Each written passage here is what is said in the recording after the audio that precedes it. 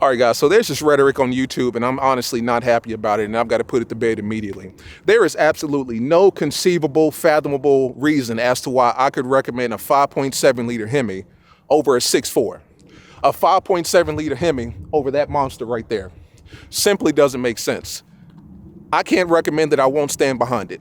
Mine happens to be a wide body, 305s all the way around, well, actually 315s. I'm not bragging. But there is no conceivable reason as to why you should buy a 5.7 liter, 370 horsepower Charger over a 485 horsepower, 6.4 liter, naturally aspirated monster. Maybe one reason. I can think of one solid reason as to why you might want to buy an RT, but it's only one reason. Maybe two. I'll give it two. I won't give it three. Let's just get into the video. What is up, guys? It is your boy Knockout 360 here with another video for you guys. As you can tell, I'm in a car. That makes this a car vlog. You already know what's going down when I come around. Let's get into it. I've got car content, car shows, car reviews, car meets, anything and everything car related happens on this channel. So if you're into that, make sure that you stick around because you are in the right place. For everyone else, hit that subscribe button as well as that notification bell so that you know what's coming out and when it's coming out. So let's talk about it. I've been seeing this type of rhetoric on YouTube here recently a lot.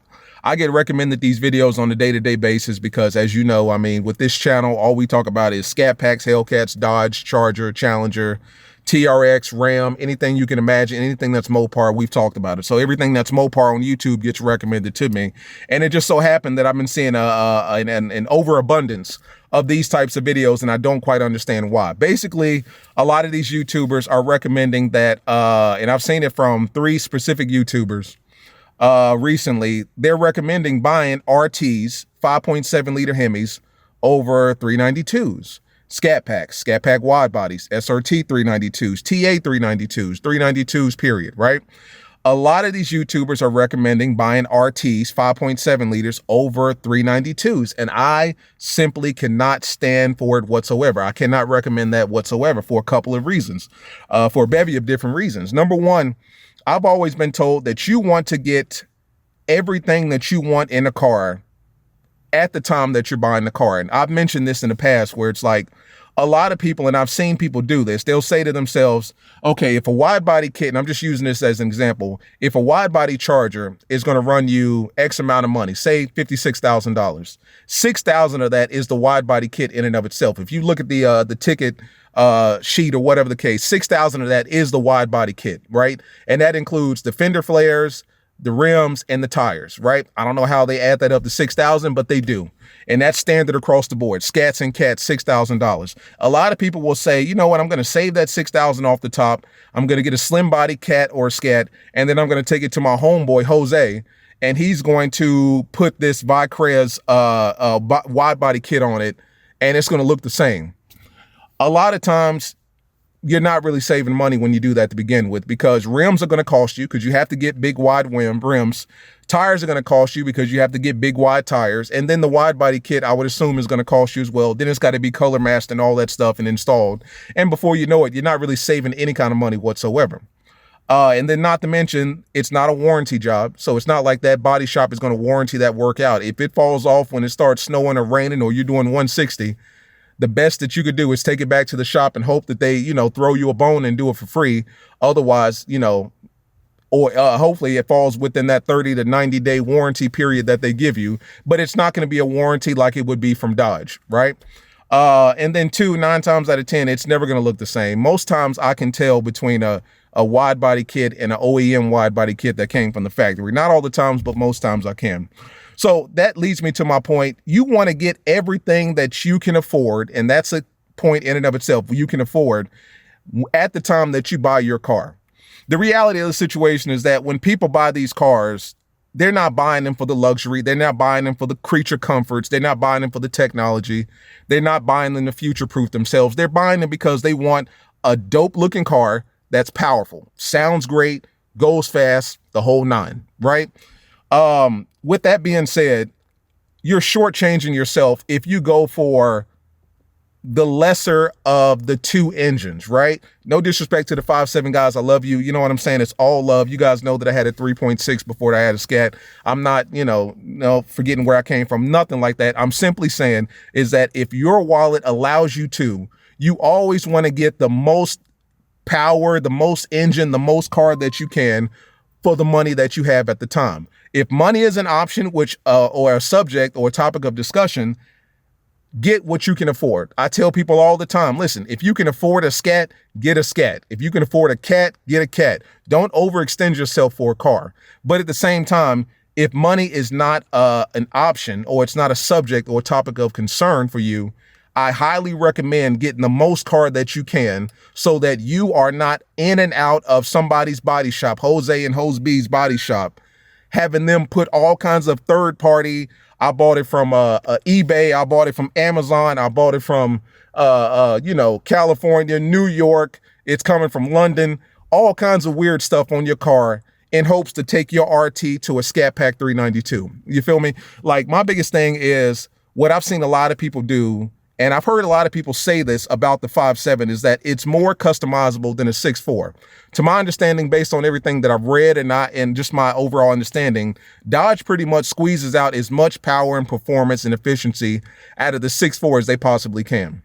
So you can upgrade and modify your 6.4, but it's not going to be at the same effectiveness as modifying and upgrading a 5.7.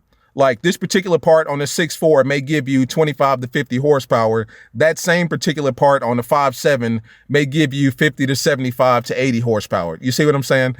To my understanding, Dodge optimizes the 6.4 and squeezes out as much power as they can from that big 6.4. So basically, what you get at the time that you buy a Scat, 6.4 liter, 485 horsepower, is the most that Dodge could have squeezed out of that engine. Now, you can go the supercharger route, you can go the pulley route, you can put all kinds of crazy stuff on your 6.4s. I actually know a guy that's got an SRT 392 Challenger, and it's putting down 1,100 horsepower.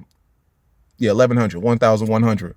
And that's because he's got it twin turboed. He's got all kinds of weird stuff on it. You know what I'm saying? So if you want to go that route, by all means. But 9 times out of 10, or at least for the most part, that 6.4 engine that you got from Dodge has been optimized to the best of its ability. And all of the little upgrades and nuances and tweaking here and there that you do to your car isn't going to give you the result that you would get in the 5.7. Now, to my understanding, the 5.7, there's a lot of room for latitude and interpretation, right? You can take that 370 horsepower, 5.7 liter, put a little this, put a little that in it, and then before you know it, it's 425, 455. A lot of people will look at that and say, okay, so let's do the math here. So let's look at some numbers here. Scatpack wide body Charger, MSRP from Dodge is going to run you $54,835, right? An RT Charger from Dodge is going to run you $42,780. So we're talking about a $12,000 difference.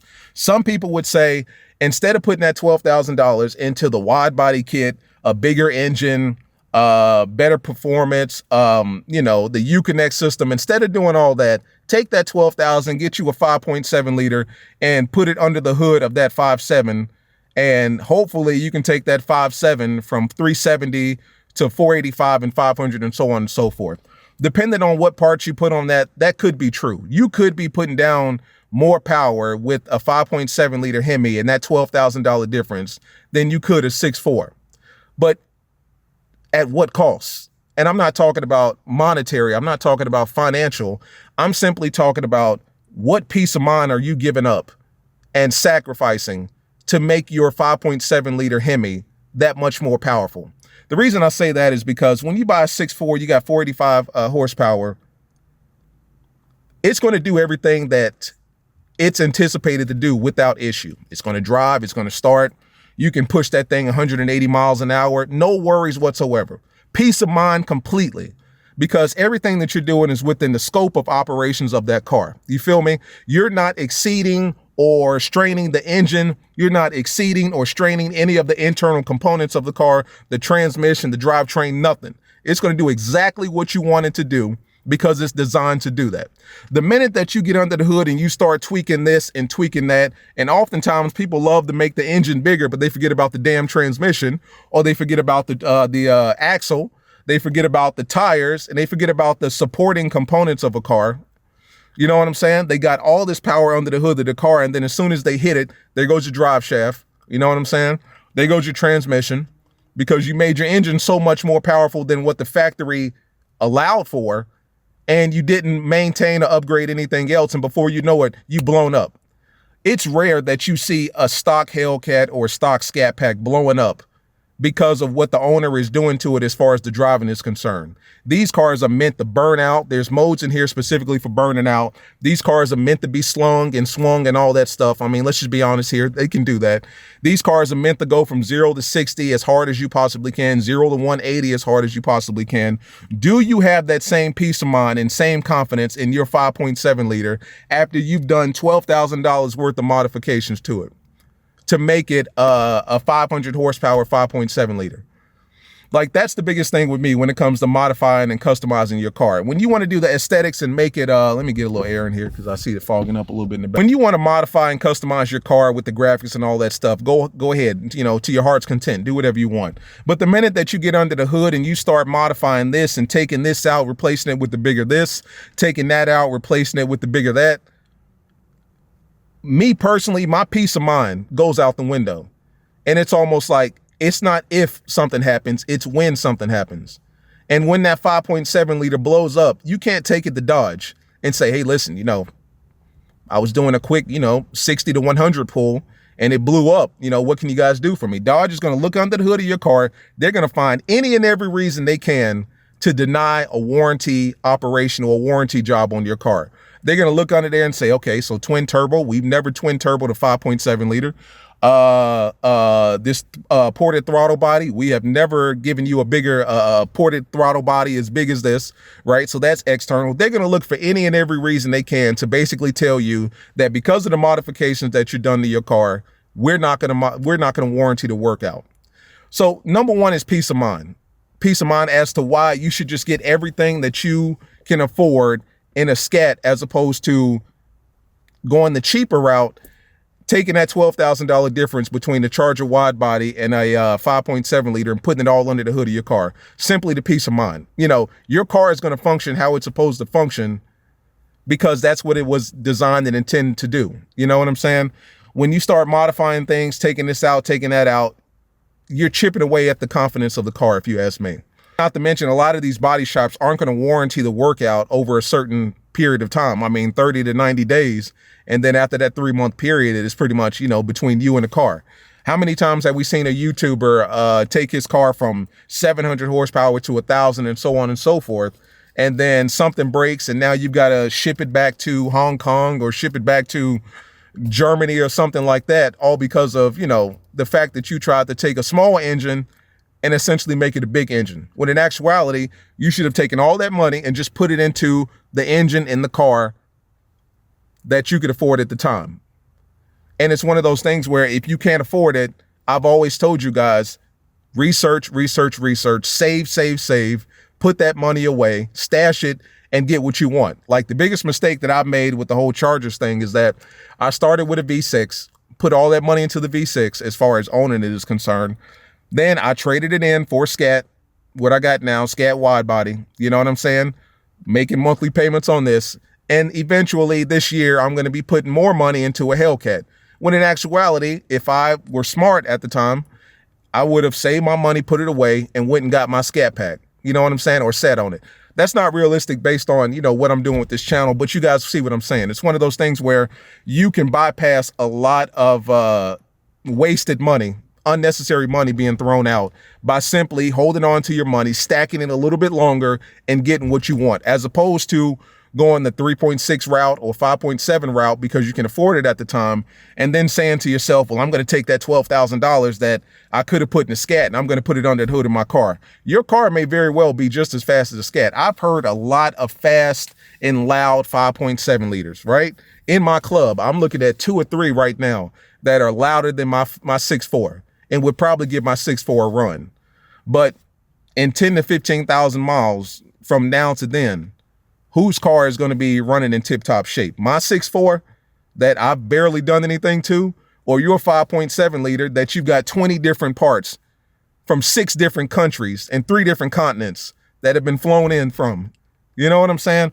Your peace of mind goes out the window if you ask me. That's just me personally. I like to get everything that I can afford in the car at the time. I understand that's not realistic for everybody. And if that's the case, by all means, get your 5.7 liter, do what you do, how you do it. Save that money. That 5.7 liter Hemi is a beast. It sounds good. It performs good. It's good enough for the damn police. So obviously it's got to be a good engine. I'm simply saying is that if money is not an option, not a subject or topic of concern, or maybe it is, but it's one of those things where you're just being too soon at the plate, put that money away, save it, and go out and get what you really want so that you're buying that car one time, right? You don't have to worry about making an appointment to the body shop to get it to 500 horsepower, because at 485, I mean, that's nothing more than an upgrade or two at max. Whereas starting at 370, and then it's like you've got to go a whole nother damn engine to get to where you want and risk your peace of mind, your safety, the longevity of the car, that whole nine. Getting to the money thing, if money is a topic of consideration or a topic of concern, or maybe even a cause for pause, I get it. By all means, get that 5.7, enjoy it, you know, do what you do, modify it, all that good stuff. But don't buy your 5.7 with the mindset or hopes that you're going to take your 5.7 and turn it into a 6.4. Just get a 6.4. You know, don't even, on the flip side of that, or inversely, don't buy a 6.4 with hopes that you're going to make it a supercharged Hellcat 6.2 liter. Put that money away, save it, stack it, and go out and get what you really want one time.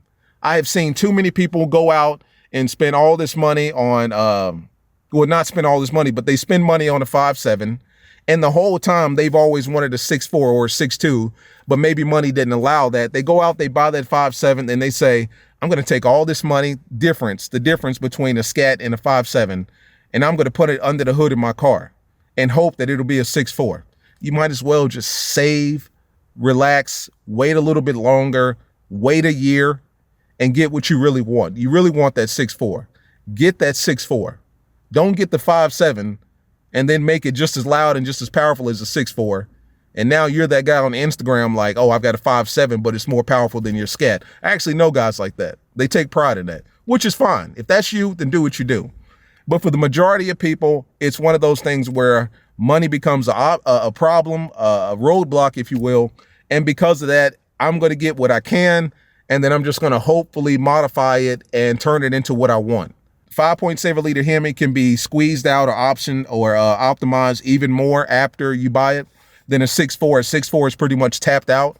To my understanding, even a Hellcat engine is pretty much tapped out, you know?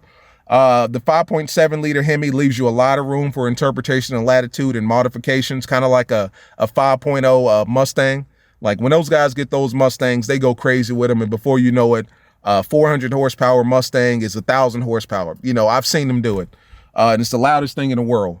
But when it comes to the 5.7, yes, you can do more modifications. Yes, those modifications will, render or yield a bigger upgrade than doing those same modifications on a 6.4.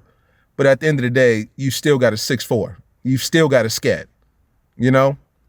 And you have that peace of mind that your Scat is going to give you all 485 horsepower safely. And you're not worried about one press of the gas away from your damn engine dropping out because you've got so much BS under the hood. That's my mindset. I've always been told that when it comes to cars, get what you want at the time that you buy it, all in one. You know, if you can't afford what you really want, take a step back, ask yourself, do I really want to make this decision to jump into something that I really don't want, in hopes that I can modify it and make it into what I really want. Me personally, I'm not of that school of thought. I've always been told, take your time, save your money, stack it, put it away. That way, when the time comes for you to get what you want, you can truly get what you want, option it out from head to toe, right? And then it just kind of makes sense. You're starting from 485 and working your way up as opposed to starting at 370 or 375 and working your way up. That's just kind of how it makes sense to me. My car, it's going to start how it's supposed to start. Every single time I put my foot on the pedal and hit it, I want to know that it's going to go. I don't want to have to look at 8 different gauges like Fast and the Furious back in the day. Oh, my oil pressure, my temperature, all that stuff is low. I got to check under the hood. I'm not a big fan of all that. I mean, no, I'm just not a big fan of all that, because then that chips away at your peace of mind and confidence in the car to do what it's supposed to do. Ultimately, it's supposed to drive. If you got so much bullshit under the hood of your car that it's not driving, then at that point, it's just a waste. If your car is always in and out of the shop, we all know somebody like that. We all know somebody who's got so many modifications under the hood of their car that their car is constantly in and out of the shop. Every 2-3 months, oh, it's getting this done. It's getting that done. This broke, getting that fixed. This is leaking, getting that fixed. This blew out, getting that fixed. I've never understood that as a car guy. When in actuality, like, it's never the Hellcat guys or the red eye or the jailbreak guys that's doing that. It's always, I mean, I hate to say it, but it's always the 5.7 and the 6.4 guys that are trying to maximize their engine and turn it into something that it's truly not and not going to be, that has to deal with that. You know what I'm saying? That's just my mindset and take on it. Talk to me, guys.